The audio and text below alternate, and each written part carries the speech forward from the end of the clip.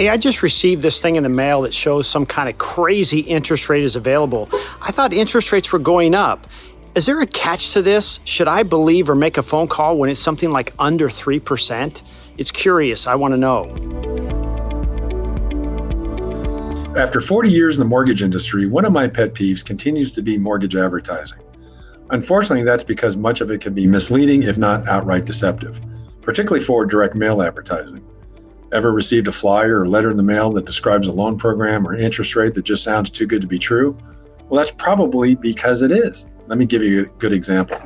I have in my hand here a letter that was mailed out to homeowners recently featuring a program that offers loan amounts from $1 million to $10 million, so that's a jumbo program. Indicates a 30-year amortization, so it sounds like it's a 30-year loan. But the interest rate's only 2.99% for well-qualified individuals. Well, that's interesting considering conforming fixed-rate loans are over 6%. So, sounds too good to be true, right? But the key is you have to read the fine print. In this case, it's at the bottom of the letter. So let me tell you a little bit more about what it says. Now, it does say to be eligible, you have to have a loan-to-value not to exceed 70% and a credit score of 740 or higher. Now, that's reasonable. You're going to get a better rate in the loan. The lower the loan-to-value, the higher your credit score. But let me tell you what program it is. It is not a fixed-rate loan. It's a Sulfur 6.6 ARM. Sulfur is an acronym for Secured Overnight Financing Rate. It's the index now used for almost all ARM loans in the U.S. Now, that current index value is about 3%.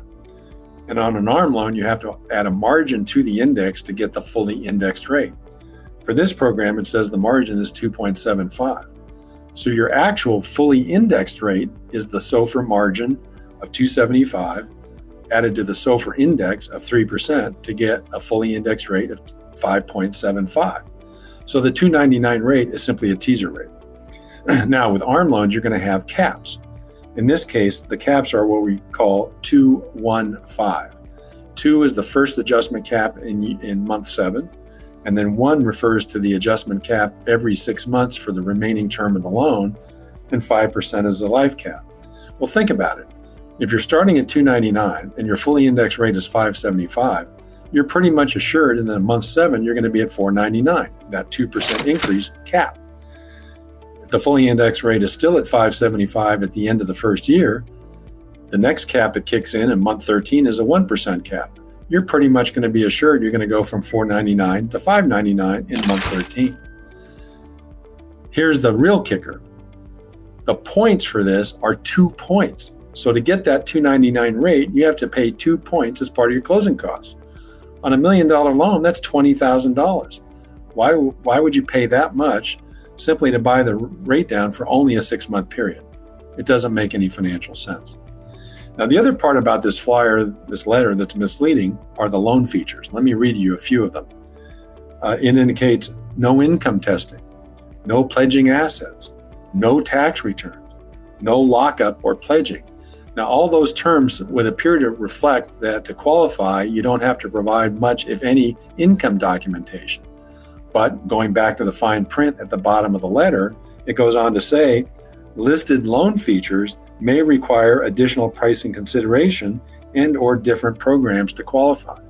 That's an indirect way of saying that even though you see this 299 rate on the letter, and it refers to loan features including no pledging assets, no tax returns, no income testing, well, chances are if you need those loan features, you're not going to get the 299 rate. You're going to get an alternative program, probably at a much higher rate.